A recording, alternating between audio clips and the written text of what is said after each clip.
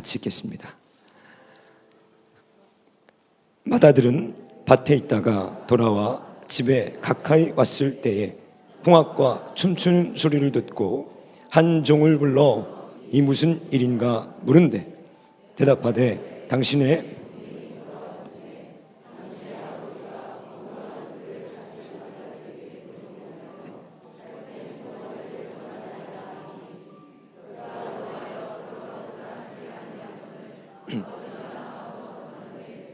아버지께 대답하여 이르되 내가 여러 해 아버지를 섬겨 명을 어김이 없거늘 내게는 염소 새끼라도 주어 나와 내 벗으로 즐기게 하신 일이 없더니 아버지의 살림을 창녀들과 함께 삼켜버린 이 아들이 돌아오매 이를 위하여 살찐 송아지를 잡으셨나이다. 아버지가 이르되 예 너는 항상 나와 함께 있으니 내 것이다 내 것이로되 이 내 동생은 죽었다가 살아났으며 내가 잃었다가 얻었기로 우리가 즐거워하고 기뻐하는 것이 마땅하다 하니라. 아멘. 영국의 한 그 연구기관에서 사람이 언제 철이 드나 이런 조사를 했다고 합니다. 그런데 여러분들 여성은 평균 32살쯤에 철이 든대요. 남자는 좀 늦습니다, 여러분. 43쯤 남자는 철이 든다 이렇게. 여자가 철이 빨리 들잖아요, 그죠? 선악과도 먼저 따고 그런 것 같아요, 제가. 근데 이 연구기관이 그러면 철 들었다 안 들었다를 무슨 기준으로 판단을 했나 그게 궁금하더라고요. 그러니까 미성숙하다 그 기준이 뭐였나 제가 봤더니 좀 어이가 없지만 뭐 또 일리가 있는 것 같기도 하고 뭐 이런 기준입니다. 첫 번째, 방귀와 트림으로 장난을 하는가 안 하는가, 늦은 시간에 야식을 시켜 먹는가, 또 비디오나 스마트폰으로 게임을 하고 있는가, 과속 운전, 뭐 자동차 운전할 때 다른 차량들과 막 신호 막 어기면서 또 경쟁을 하는가, 또 예의 없이 말을 하지 않는가, 또 운전할 때 시끄러운 음악들을 틀고 운전을 하지는 않는가, 또 양보를 얼마나 잘하는가, 뭐 이런 기준들로 철이 들었다 안 들었다를 이렇게 판별했던 것 같아요. 여러분들 이 철이 들었다라는 것은 원래 농사 그 용어라고 합니다. 그러니까 철, 계절이 돼서 들었다. 이제 그 계절에 심은 곡식이나 그 과일이 이제 때가 돼서 열매를 맺을 때가 되었다라는 뜻인데, 사람에게 쓸 때는 그 나이가 됐을 때 마땅히 이제 그 나이에 해야 되는 행동, 또 그런 언어, 성품, 이런 것을 한다는 뜻으로 우리가 철이 들었다라는 말을 사용한다고 합니다. 근데 우리나라 말에 여러분들도 잘 아시지만 철들면 여러분 뭐라 그러죠? 이제 노망된다 그러죠. 이제 죽을 때가 됐다는 거예요. 이 말이 뭐냐면 그만큼 철든다는 게 어렵다라는 거를 우리 조상들도 알고 있었던 것 같습니다. 저는 오늘 이 본문 말씀을 보면서 또 우리 믿음에도 우리 신앙에도 철이 들어야 되구나. 히브리서 5장에 보면 우리가 잘 아는 말씀에 히브리서 기자가 초대교회 이 성도들을 책망하면서 이렇게 꾸짖습니다. 너희가 철이 안 들었다 이렇게 꾸짖어요.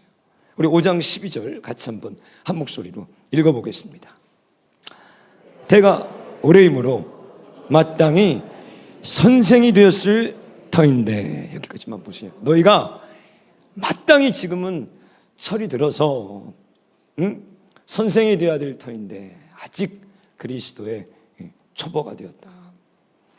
오늘 이 탕자의 이야기는 제가 설명할 필요도 없는 뭐 교회 여러분들이 모두 잘 아시는 중요하고 아주 유명한 말씀입니다. 오늘 우리들이 뒷부분을 읽었는데 여기에는 여러분 믿음에 철이 들지 않은, 신앙에 전혀 철들지 않은 한 사람이 등장해요.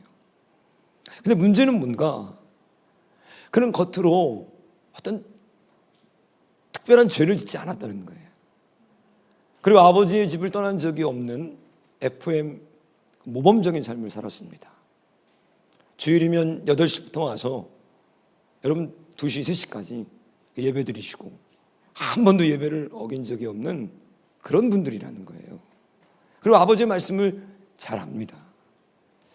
그런데 아버지를 떠나서 창기들과 함께 모든 것을 다 날려버렸던 그 동생보다도 믿음으로는 나이도 있지만 철이 들지 않은 거예요. 신앙에도 철이 들어야 되는데, 그러면 믿음에 철이 들었다라는 것은 어떤 기준으로, 어떤 것으로 우리가 분별할 수 있는가? 본문에서 제가 몇 가지를 한번 여러분들과 짚어보려고 합니다. 첫 번째, 우리 믿음에 철이 들기 시작하면 우리가 좋아하는 것들이 바뀝니다. 제가 이 초등학교 시절에 장난감을 너무 좋아했어요. 뭐 다 그러잖아요, 애들이. 자동차 같은 것들을 뭐 모으는데 방 하나 가득 장난감을 이렇게 가지고 있었습니다. 근데 아직도 그게 잊혀지지가 않는 게, 저희 할머님이 걱정을 하시는 거예요. 너가 이러다가 이렇게 장난감을 좋아해서 어떻게 하려고 그러냐. 근데 옆에 고모인지 제가 기억이 안 나는데 저희 친척분이 계시다가 어머니 걱정하지 마세요 그러는 거예요. 얘 중학교 가면 안 좋아합니다. 그 말이 40년이 넘었는데 이 머릿속에 기억이 나더라고요. 그런데 그 말이 진리였어요. 제가 중학교를 들어가는데 어떻게 이렇게 빨리 장난감에 대한 관심이 식어버렸는지 그냥 아무 의미가 없어져 버리더라고요. 그때부터는 뭘 했냐, 하루 종일 축구하고 농구하는데 온 정신이 다 쏠렸어요. 예. 그런데 제가 어느 날 우리 그 처남집에 갔더니 이 녀석이 장난감이 엄청 많아요. 아이 건가 보다 했더니 본인 거예요. 이게 뭐야? 여러분 얼마 전에 그 김포공항 근처에 그 몰이 있는데 백화점에 레고, 여러분 레고 아시죠? 그 레고의 한정판이 오픈하는 날이었습니다. 그 한정판이 있대요. 그걸 사려고 오픈런, 문이 열리기 전에 사람들이 거기 인산인해를 이뤘는데, 여러분 애들이 왔을 것 같죠? 어른들입니다. 2020년 기준에 우리 키덜트라고 해요. 어른이 돼서도 아직 장난감을 모으는 남자들, 여러분 여기 계신지 모르겠는데 이게 2020년에 키덜트 시장이 1조를 넘었습니다. 그런데 향후 여러분 11조까지를 지금 예상하고 있는 거예요. 뭐야? 나이를 먹으면 바뀌어야 되는 거예요. 식성도 바뀌고 취미도 바뀌고 좋아하는 것도 바뀌고, 교회도 여러분들이 믿음 생활을 하면은 여러분들의 믿음이 바뀌어야 되는데 안 바뀌는 거예요. 제가 지난주에 이 설교를 준비하면서 전도서의 말씀을 쭉 묵상하다가 무릎을 친 게 있습니다. 전도서 여러분들이 잘 아는 1장 1절 2절인데 우리 1절 2절을 한번 같이 한번 한 목소리로 읽어보겠습니다. 같이 읽습니다.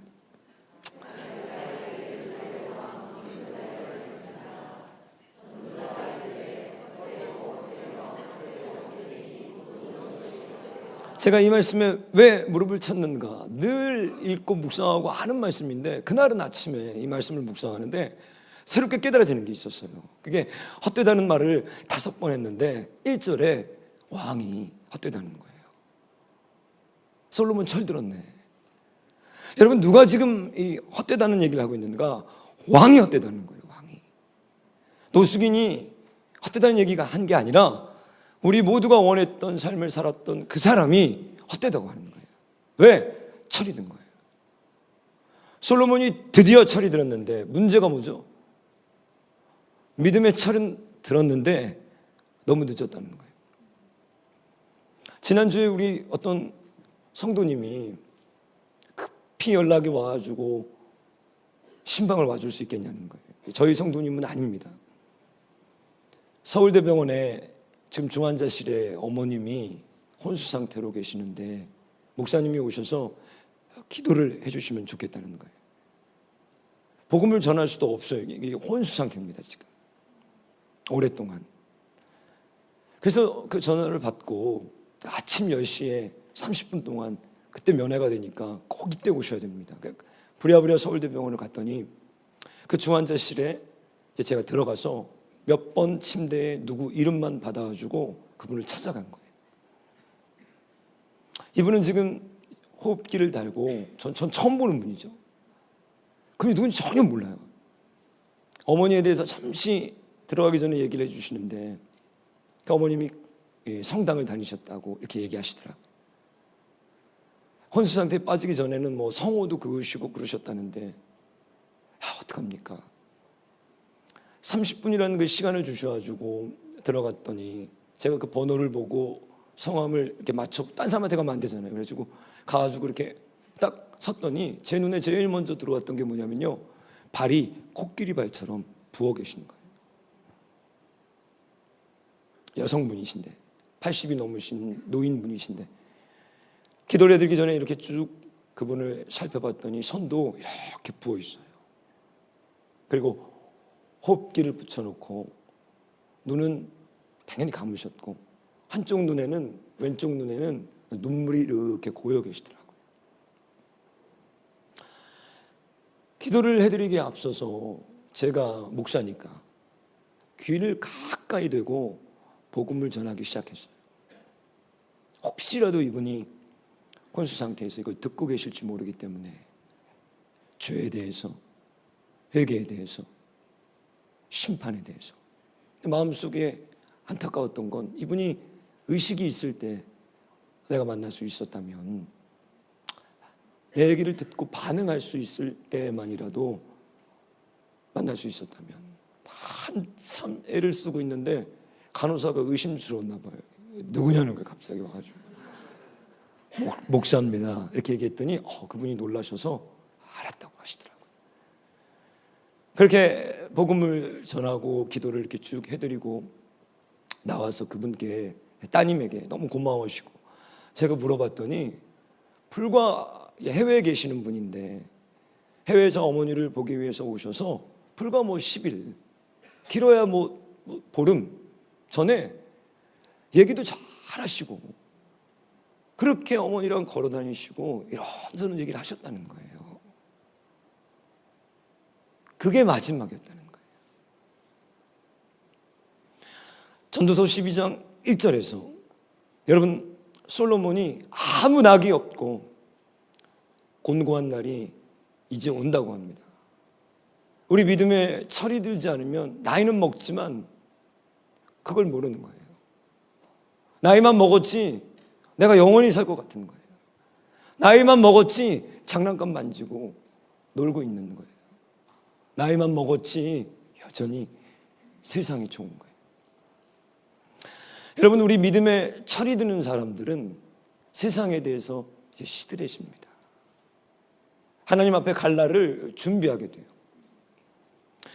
오늘 이 탕자의 형의 내면을 우리들이 쭉 살펴보면서 두 번째, 우리 믿음의 신앙에 철이 들면 어떤 변화들이 일어나는가? 그건 아버지입니다. 아버지. 이게 무슨 얘기인가? 여러분, 탕자와 그 탕자의 형의 공통점이 있었습니다. 그 두 형제는 모두 아버지의 재산을 원했어요. 그들이 원하는 건 아버지가 아닙니다, 여러분. 아버지 같지만 그들이 원했던 건 아버지의 선물이에요.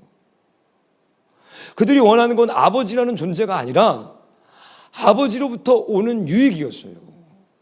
여러분들이 예배를 드리는 이유가 천국 가기 위해서 오신 분들이 많을 거예요. 여러분들이 기도하는 이유가 무엇인가를 아버지로부터 받기 위해서 하시는 분들이 많아요. 제가 어느 날 이렇게 기도를 하는데 여러분들에게 한번 고백했습니다. 저는 주로 설교 준비를 할 때 기도를 합니다. 다 그렇죠. 이 기도가 너무너무 중요해요. 기도할 때 하나님이 주시는 그 영감이 있는데 어떤 때는 그게 막 내 마음에 부어지면 일어나가지고 막 그걸 정리하면 그렇게 기뻐요. 근데 어느 날은 기도를 해도 아무 감동이 없어요. 어떡하지? 근데 주로 기도를 열심히 오래 하면 당연히 그런 날은 하나님께로부터 오는 또 인사이트들이 생기고, 기도가 좀 적고 기도가 좀 부족하면 그런 게 없어요. 그날도 간절히 제가 하나님 앞에 기도를 하는데 철렁했습니다. 내가 기도를 하고 있는 그 목적이 설교의 영감을 얻기 위한 거예요. 제가 저희 아버지와의 관계가 그렇게 썩 좋지 않았습니다. 아버지가 너무 엄하셔가지고 또 가난하게 그렇게 사셨기 때문에 아버지와의 대화가 거의 없었어요. 근데 어느 날 제가 이제 좀 나이가 먹어서 집을 이렇게 정리하다가 그 아버지 앨범을 이렇게 보게 된 거예요. 저희 어머님은 지금 이제 지금도 일찍 결혼하셨는데 저희 어머님은 아주 고우세요. 그리고 옷을 아주 잘 입으세요. 여기 데려다 놓으시면 여기서 옷 제일 잘 입으셨을 거예요, 아마. 정말 옷을 잘 입으세요. 옷도 많으시고 아주 우아합니다. 근데 저희 아버지는 옷이 한 벌이에요. 잠바. 늘 내 학창 시절에 우리 아버지는 단벌 신사였어요. 잠바에 다 떨어져가는 그 신발도 시장에서 사서 신고 오는. 그런데 그 앨범을 이렇게 보다가 제가 충격을 받은 거예요. 저희 아버지의 젊은 시절의 모습을 봤는데 너무 멋쟁인 거예요. 나팔바지에 여러분 체크 그 60년대 여러분들 체크 나팔바지에 그 빵모자에 우리 아버지가 아니 내가 아는 아버지는 그 잠바에 시장에서 10,000원짜리 운동화 그거 하고 마을버스 몰러 갔던 그 아버지예요. 근데 앨범 속의 아버지는 얼마나 멋있는지 모르는 거예요. 이게 우리 아버지가 맞나? 그 웃음? 제 기억에 아버지는 웃지 않으시는 분이에요. 옥박지르고 늘 집에 오면 술 한잔 걸치시고 주무시는 분, 대화가 안 되는 분. 근데 요새 제가 회개하는 게 나도 똑같구나. 사역 마치고 피곤하잖아요, 여러분. 집에 가면 야 가 애들이 와가지고 막 얘기하거든요, 저한테. 야 가 제가 맨날 그래요, 피곤해가지고. 우리 아버지도 먹고 살기 힘들어서 그 자식 먹여 살리려고 이러셨겠구나. 저도 철이 좀 들어서 그 사진들을 보는데 그날은 저희 아버지를 제가 이렇게 집에 오셔서 아버지를 보는데 우리 아버지가 너무 작아 보이는 거예요. 여러분들도 그런 적 있으시죠? 아버지는 늘 크고 늘 정말 당당하고 무섭고 그런 분인 줄 알았는데 한 인간으로서 우리 아버지가 보이더라고요. 우리 아버지도 젊음이 있었겠구나. 우리 아버지도 꿈이 있었지. 근데 지금 내가 본 이 아버지, 여러분, 우리들이 믿음의 철이 들기 시작하면 바로 이런 것들이 달라지는 거예요. 우리는 처음 교회에 나올 때, 신앙생활 할 때 모두 다 아버지의 손에 뭐가 있는지를 보고 나옵니다. 아버지가 나에게 뭘 해줄 수 있을까? 아버지가 내 병도 고쳐주고 내 가정의 문제들도 해결해주고 돈도 주시고 직장 문제도. 그래서 늘 아버지를 그렇게 대해요. 저는 아버지를 고등학교 때 가서 대화했을 때는 딱 한 가지 케이스입니다. 그게 뭐냐면 아빠와 유일하게 얘기할 때는 돈 달라고 할 때였어요. 그게 꼭 우리 모습 같은 거예요. 왜 예배를 여러분들을 드리시죠? 천국 가려고요. 좋은 믿음 같죠? 철이 들지 않은 거예요. 여러분들 지금 하나님으로부터 뭐를 원하십니까? 우리 시편 39편 7절에 우리 시편 기자가 이 고백을 합니다. 우리 같이 한번 한 목소리로 읽겠습니다. 주여, 이제 내가 무엇을 바라리요? 나의 소망은 주께 있나이다. 우리 믿음의 철이 들기 시작하면 우리는 이 세상에 대해 시들해지면서 이제 그동안 보지 못했던 아버지의 진정한 모습들을 보기 시작하는 거예요. 우리 믿음의 철이 들기 시작하면 여러분 또 달라지는 게 있습니다. 그게 뭐냐면 나를 보는 눈이 달라지는 거예요. 오늘 이 본문의 마지막을 보시면 동생이 돌아왔을 때 형은 전혀 기쁘지가 않습니다. 아버지가 즐거워하는 것이 형은 더 괴로워요. 하나님의 나라가 잔치가 임하지만 거기에 참여할 수가 없습니다. 왜? 이 형은 아직 여물지가 않았어요, 믿음이. 제가 얼마 전에 우리 이제 성도님들 이렇게 소그룹으로 모여서 이제 숙모임 이렇게 하고 계시는데, 우리 이제 청년들이, 제가 그 앞을 이렇게 지나가면서 이렇게 보는데 우리 청년 하나가 저를 부르는 거예요. 숙모임을 하다가, 목사님. 그 제가 가다가 멈추고 왜 이렇게 물어봤더니 신앙적인 어떤 질문을 하는 거예요, 저한테. 숙모임을 하다가. 그래서 제가 그거는 이렇게 답을 해줬습니다. 그때 옆에 있던 애가, 또 어떤 여자애가 또 물어보는 거예요. 이거는 목사님, 이런 경우는 뭐가 어떻게 되는 겁니까? 그거는 이렇게 해야 돼. 그러니까 이 여자 청년들이 제가 이제 와가지고 이렇게 답을 해주니까 좋았나 봐요. 그래가지고 이런저런 질문들을 이제 막 얘들이 하기 시작하고, 저도 기뻐서 저도 막 즐겁게 대답을 해주는데, 안 즐거운 사람이 옆에 한 명 있는데 그 숲에 어떤 남자아이가 별로 안 기쁜 거예요. 내가 보니까. 얘가 그러더니 옆에랑 얘기를 하면서, 은연중에 그럴 때 있잖아요. 그러니까 그 전해지는 느낌이 나의 존재가 불편스러운 거예요. 저도 이제 목회를 많이 하고 어렸을 때부터 전 눈치가 빨랐기 때문에 금방 눈치를 챘죠. 얘가 지금 여자애들 사이에서 좀 관심을 받고 싶은데 지금 이게 지금 빨리 장가도 가야 되고 지금 할 일이 많은데 왜 목사가 나타나가지고 괜히 여자애들이 막 목사님 이게 질문하고 빨리 좀 이 목사가 가줬으면 좋겠는 거예요. 물론 이제 그렇게 얘기는 안 했습니다, 우리 청년이. 저 혼자 느낌이, 제가 틀렸을 수도 있어요. 또 이 설교 듣고 또 막 시험 들어가지고 내가 안 그랬는데 막 그러면 안 되는데, 저는 그래서 이제 빨리 그 자리를 비켜주고 집에 이제 와가지고 그 다음날 이런저런 묵상을 하고 있는데, 그 어제 이제 하나님 앞에 이런저런 기도를 하다가 그때 그놈 자식 그거 참 제가 안 이쁘네요, 하나님. 뭐 이런저런 얘기를 했어요. 사람이라는 게 느낌이 있잖아요. 그런데 한참 제가 이렇게 앉아 있는데 그 아이 모습이 내 모습일 수 있겠다. 나도 제가 주목받길 원해요. 목사들이 있는데 제가 제일 주목받길 원해요. 제가 탑이 되고 싶어요. 아니, 그렇게 묵상을 하다가 어디까지 가서 깜짝 놀랐냐면, 내가 목사인데 예수님의 영광을 가르칠 수도 있겠구나. 왜 사람들이 예수님에게 향하지? 왜 사람들의 시선이 그리스도에게로, 나에게 와야죠. 이럴 수 있겠구나. 얼마나 무서웠는지 몰라요. 아니, 그랬으면 어떡하지? 그런 적이 있었나? 그럼 주님이 나에게도 똑같겠구나. 내가 그 청년을 보고 마음이 씁쓸했던 것처럼 주님 날 보시면서 지금 씁쓸하시면 어떡하지? 너무너무 무서웠어요. 저는 이 묵상을 하다가 요한복음의 그 세례 요한의 고백을 제가 떠올렸습니다.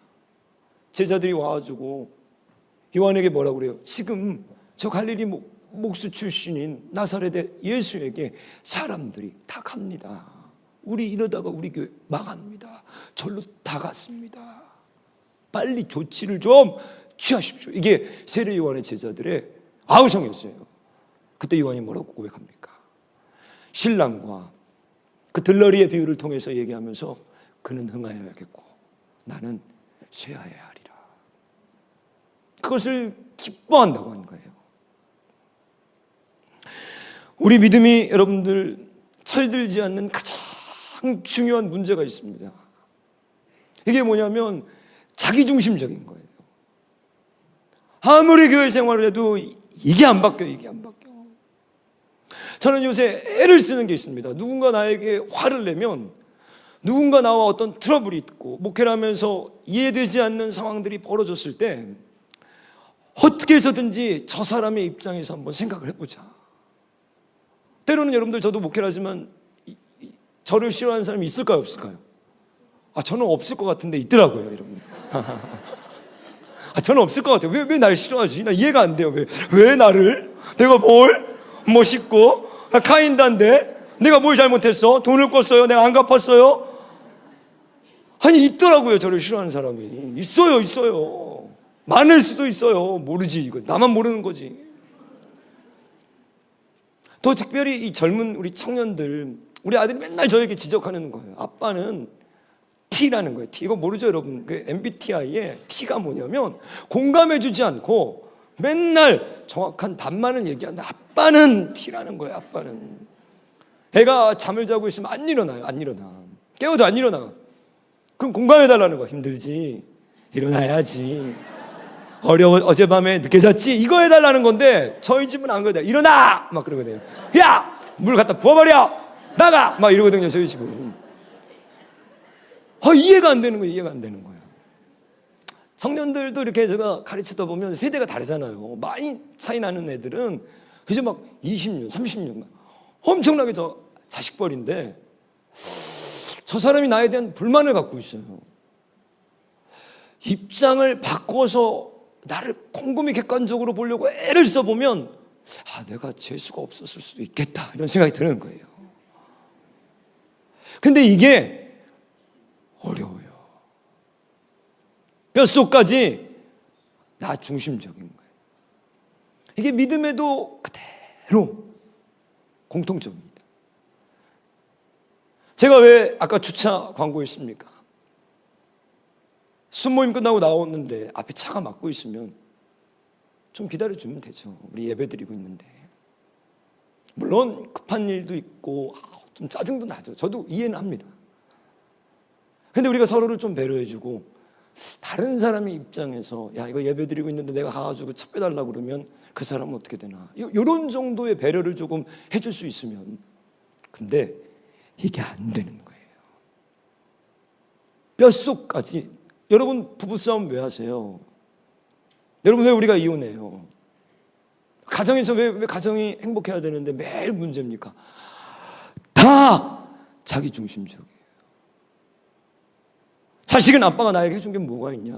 아내는 남편에게, 남편은 자식에게, 남편은 배우자에게, 교회 와서도 목사에게. 다 자기 중심적이에요. 다 자기가 정답이에요. 다 자기는 안 틀렸어요. 다 자기는. 오늘 당사의 형이 여러분 분노합니다. 왜? 내 입장에서는 이해가 안 되는 거예요. 내 상황에서는, 내 감정에서는 아버지가 이러면 안 되는 거예요. 나에게 뭐가 잘못된 거예요? 자기 중심적인 거예요. 신앙에 철이 들었다는 건 여러분, 거기서 벗어나기 시작했다는 거예요. 여러분, 어떤 성도가 카톡을 저에게 보냈는데 가슴이 굉장히 아팠어요. 지난주에 카톡을 이렇게 보냈는데, 우리가 마가의 다락방에 우리 가족이 전부 등록하고 이사하고 마가의 다락방으로 왔습니다. 뭐가 달라졌습니까? 목사님 매일 죄에 대한 날카로운 설교들을 하시는데 우리는 바뀐 게 아무것도 없습니다. 제가 한마디 했어요. 잘 알아요. 당신을 바꿔야 돼요. 당신을 바꾸지 않는데 교회를 바꾼들 무슨, 아직도 집에서 가서 아내에게 손찌검을 해요. 이런 사람들이 여기 나와서 예배 드리고 있습니다, 여러분. 아직도 이 예배 끝나고 가가지고 우리 애들 말 들어보면 음란물들을 계속 보고 있어요. 안 바꿔요. 내 삶을 안 바꿔요. 그리고 하나님은 나에게 축복해 주시길 원하는 거예요. 나를 바꾸지 않는 그 믿음. 여러분, 예수님을 쫓아다니면서 모든 기적을 봤던 가룟 유다가 예수님을 팔아먹었습니다. 예수님이 곁에 있어도요, 아무 변화가 없어요. 왜? 나를 바꾸지 않으면. 어떤 주옥과 같은 말씀, 어떤 성령의 임재, 어떤 기적과 어떤 설교가 오더라도, 어떤 예수님이 여러분 앞에서 물 위를 걸어가도요, 예수님을 팔아먹는 놈은 팔아먹어요. 왜? 자기를 바꾸지 않았기 때문인 거예요. 이런 사람들 특징이 있습니다. 이들은 책임을 전가해요. 철저하게 자기중심적이에요. 오늘 이 형은 여러분 잔치, 아버지가 잔치, 여러분 신약에서 잔치하면 바로 여러분들 뭘 생각하셔야 되냐면 천국입니다. 예수님은 비유로 잔치를 얘기하실 때 그 잔치는 모두 하나님 나라의 웨딩, 천국에 대한 비유를 지금 하고 계시는 거예요. 여러분 이건 비유입니다. 지금 예수님이 비유에 잔치를 여셨는데 아들은 못 가는 거예요. 왜? 아버지의 마음이 뭔지도 모르고 동생이 돌아온 것에 대한 기쁨도 없고 새가족 초청을 해서 사람들이 와가지고 아니 새가족이 왔는데 새가족과 싸웠어요. 주차 문제로. 왜? 내 중심이거든요. 교회든 새가족이든 이게 중요한 게 아닌 거예요. 왜? 내가 중요한 거예요. 지금 내가 주차한 게. 나를 바꾸지 않는데 무슨 변화가 있습니까? 오늘 어떻게 보면 탕자는 형보다 더 말도 안 되는 삶을 살았어요. 그런데 한 가지가 하나님의 은혜를 받기에 충분했습니다. 그게 18절이에요. 탕자가 형과 무엇이 달랐는가? 우리 18절 말씀 같이 한 목소리로 읽겠습니다. 내가 일어나 아버지께 가서 이르기를 아버지 내가 하늘과 아버지께 죄를 지었사오니. 이게 탕자의 형에게 없었던 겁니다. 여러분 우리 믿음이 철이 들기 시작하면 죄가 보여요. 우리 믿음이 성장하기 시작하면 우리 신앙의 철이 들기 시작하면 그때부터는 내가 보이기 시작합니다. 그때부터는 숨겨져 있던 내 내면의 죄들이 드러나기 시작해요. 그 죄를 보기 시작하면서 우리는 하나님에 대해서 세상에 대해서 다른 사람들에 대해서 다르게 보기 시작합니다. 여러분들의 믿음의 척도가 무엇인가 여러분들이 여러분들을 얼마나 알고 있는가를 보셔야 되는 거예요. 제가 어제까지 이제 우리 청년들 수련회를 하고 밤에 와서 여기 부비청을 하는데 너무 기뻤던 게 제가 청년부 수련회에서 이렇게 수련회를 진행하고 있는데 우리 청년 하나가 저를 부르는 거예요. 빨리 목사님 잠깐만 자기랑 얘기를 하세요. 지금 바쁜데 왜? 그래가지고 걔랑 나가가지고 저기 방에 들어가서 그래 그 너가 뭐가 문제니? 근데 이 아이 입에서 무슨 얘기가 나오는가? 목사님 제가 너무 이중적입니다. 저는 교회하고 집에서 너무 틀려요. 저는 내 내면에 숨겨져 있는데 내 안에 마귀가 있는 것 같아요. 내 겉과 속이 너무 달라요. 저를 목사님 착한 아이로 보지 말아주세요. 그렇게 안 봤는데. 알아. 나도 알아. 왜? 나도 알아. 난 널 착한 아이로 보지 않았어. 왜? 난 나를 알아. 난 사람의 속에 무엇이 있는지를 알아. 나도 그래. 이 아이가 좌절하고 다시 한번 힘을 얻고 다시 한번 회개하고 그래 힘을 내자. 너 잘 가고 있는 거야. 너 그게 신앙생활 시작한 거야. 너 그거 잊어버리면 안 돼. 너를 깊이 봐야 돼. 그러면 너 안에는 회개할 것과 감사할 것 두 가지밖에 없어. 저는 기도를 하면요 2개 하다 끝나요. 회개하다가 감사하다가 감사하다 회개하다 회개하다 감사하다 감사하다 회개하고 기도가 끝나는 거예요. 왜? 나를 아니까 어떻게 내가 여기까지 왔지? 어떻게 내가 지금 이런 삶을 살고 있지? 어떻게 하나님 나에게 은혜를 이렇게 베풀어 주셨지? 또 다시 나를 보면 좌절하고 절망하지만 하나님은 어떻게 이것을 덮어주셨지? 나는 어떻게 이런 삶을 살고 있지? 그런데 여러분들 탕자의 형은 책임을 전가하고 있고 원망뿐입니다. 그 삶에 감사가 있을 수가 없어요. 신앙의 철이 드는 것은 우리 육신의 나이 드는 것과 달라요. 오늘 동생은 세상 풍파에 철이 들었지만 형은 철이 들지 않았습니다. 저는 지금까지 이 청년 시절부터 믿음 생활을 해오면서 굉장히 좋아하는 믿음의 사람들이 있는데 제가 늘 우리 청년들에게도 소개하는 사람이 짐 엘리엇이라는 선교사입니다. 1950년대에 명문대학인 위튼 대학을 졸업하고 친구들 4명과 함께 당시 아마존의 정글이었던 남미 에콰도르의 아우카족이라는 마지막 문명과 차단된 그들을 선교하기 위해서 20대 약관의 나이에 들어간 거예요. 청년들이. 그리고 5명 모두 그들에게 살해됐습니다. 그들이 살해됐을 때 미국 전역에 이것들이 센세이션, 논란을 일으키면서 많은 방송들에서 그리고 한 신문지에서 이것을 뭐라고 표현했는가, 이게 도대체 무슨 낭비인가 이렇게 비판한 거예요. 이 명문대학에 이 장래가 촉망받는 이 젊은이들이 무엇 때문에 아마존에서 그 많은 시간과 정욕과 물질과 희생을 쏟아가면서 헛된 낭비를 했는가. 그때 부인이었던 엘리자베스 엘리엇이 10개월 된 딸을 두고 있었던 26, 27의 청년이었는데 그가 거기에 맞서서 반박했습니다. 뭐라고 했는가? 내 남편은 이것은 낭비가 아니라 이 나를 위해 지금까지 준비했던 사람입니다. 이 순교의 나를 위해서 그는 평생을 준비했던 사람이지 우연도 낭비도 아닙니다.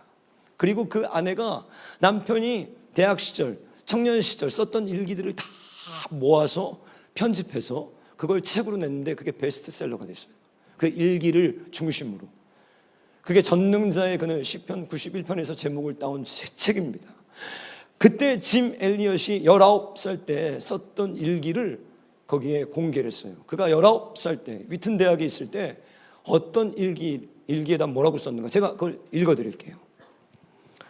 하나님, 이 부족한 나의 나무 토막과 같은 인생에 불을 붙여주시옵소서.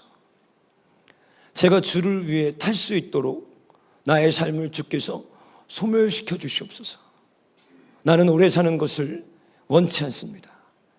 다만 완전하고 풍성한 주님과 같은 삶을 원합니다. 이렇게 기도한 거예요. 19살의 청년이 하나님 앞에 무릎을 꿇고 무엇을 기도했는가? 나무 토막과 같은 나를 주님 태워주시옵소서. 나는 오래 사는 것을 전혀 원치 않습니다. 33세 십자가에 달려 우리를 위해 돌아가셨던 그 주님처럼 나는 짧아도 꽉 찬 풍성한 삶을 살게 해주십시오. 저는 이 고백을 늘 내 자신에게 들려주면서 지금 내가 어디에 있는지, 지금 내가 무엇을 갈망하고 있는지, 제가 지금 어디로 달려가고 있는지를 점검합니다.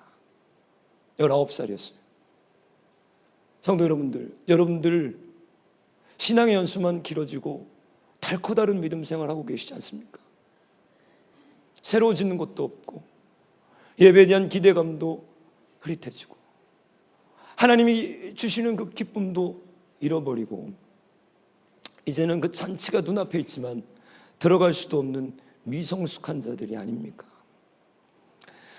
오늘 우리는 신앙의 연수가 아니라, 우리의 열심이 아니라 하나님 앞에 우리 자신을 보고 깨닫고 그 죄를 회개하고 돌이켜서 이제는 달코 다른 어린아이 같은 그런 변질된 믿음이 아니라 하나님께서 원하시는 존귀한 그 믿음의 귀한 성도들 되시길 주님의 이름으로 축원합니다. 우리 이 시간에 나를 지으신 이가 하나님, 우리 하나님의 은혜를 찬양하면서 준비한 예물을 하나님 앞에 올려드리면서 같이 기도하는 시간 갖기를 원합니다.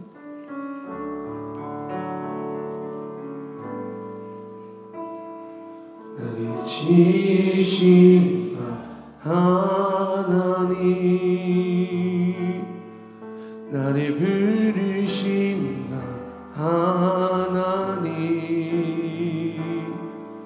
나를 보내신 이도 하나님,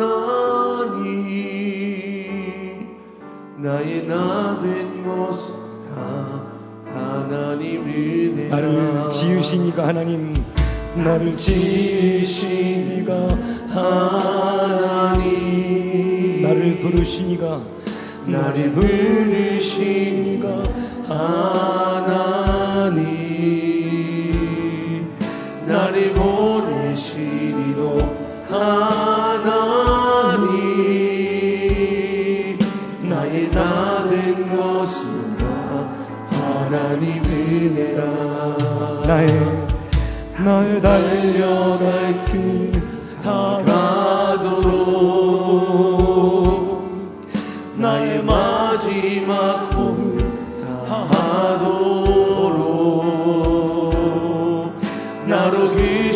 십자가 위대하시니 나의 나 된 것은 다 하나님 은혜라. 한량없는 은혜, 한량없는 은혜, 갚을 길 없는, 갚을 길 없는 은혜. 내 삶을 애워싸니 하나님의 은혜.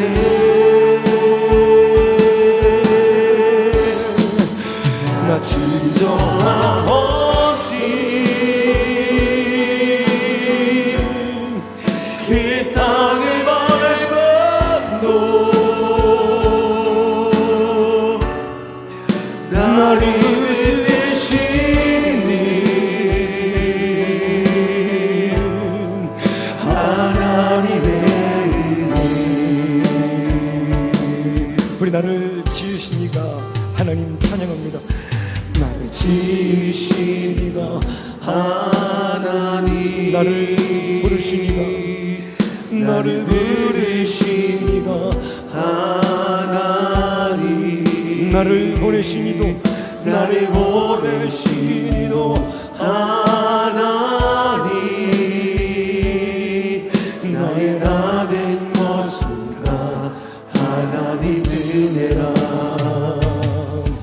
나의 나 달려갈 길 가도록 나의 마지막 복음 다하도록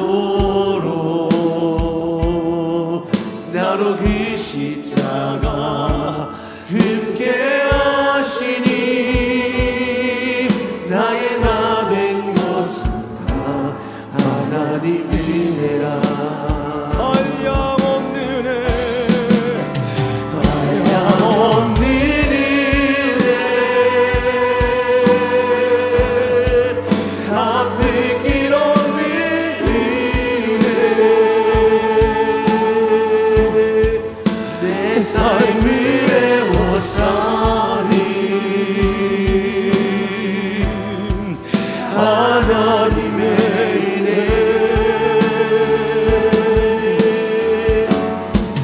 나 진정함 없이 그 땅을 밟아도 나를 믿으시니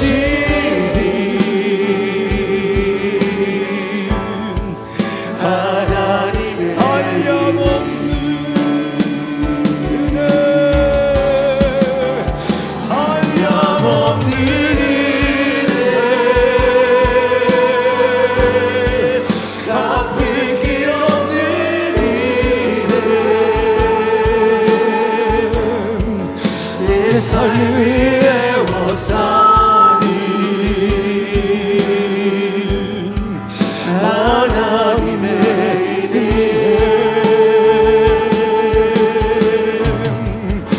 나 주저함 없이 그 땅을 밟아도 나를 믿으시니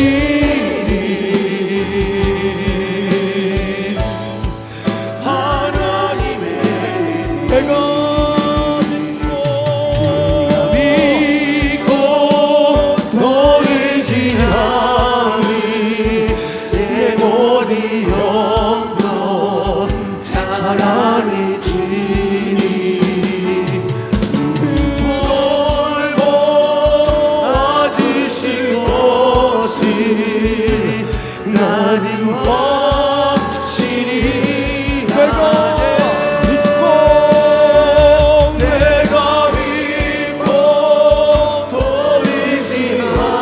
돌지나니 내 모든 영광 찬란히 지니 돌보 아주신 것을 마지막으로 찬양합니다.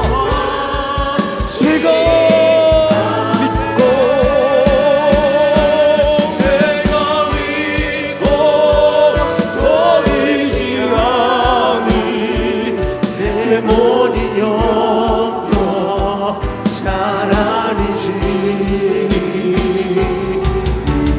넓고 아주신 곳이 나는 확실히 아네.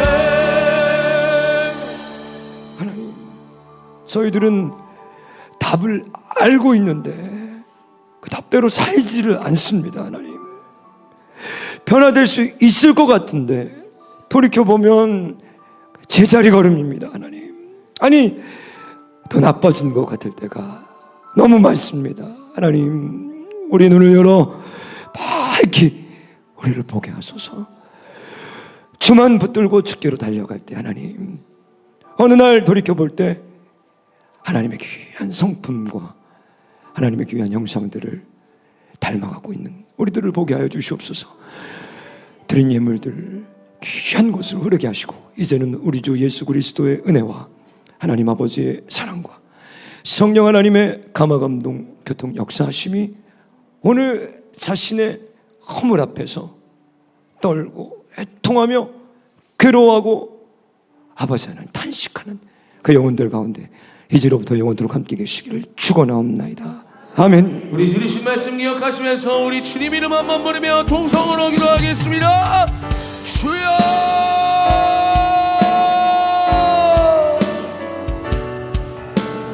영영 살아계시니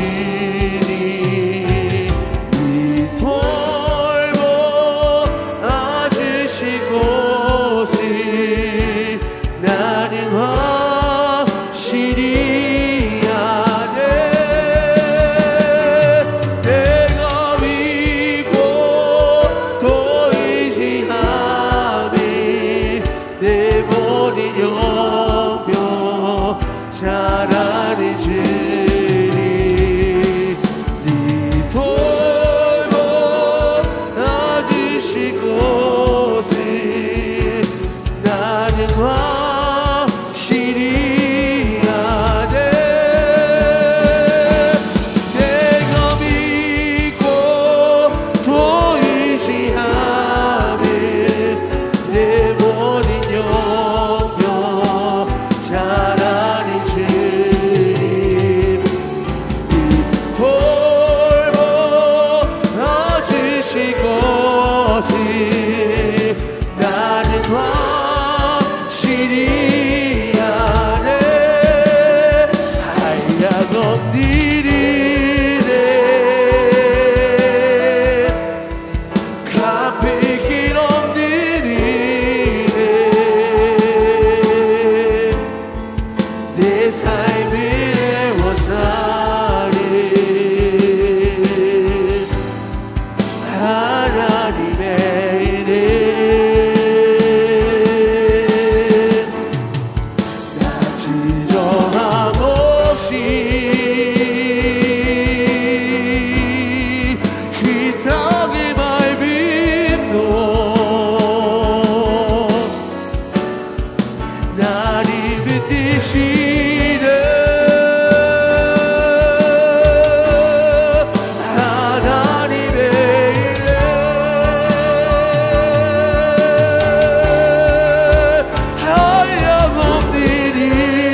한량없니리네 갚을 길 없니리네. 내 삶을 애워싸리 하나님의 은혜. 나 주저함 없이 그 땅을 밟은 너 나를 붙드시네. 하나님의 은혜. 주께서 지신 모든 이내 나를 말할 수 없니. 내 영혼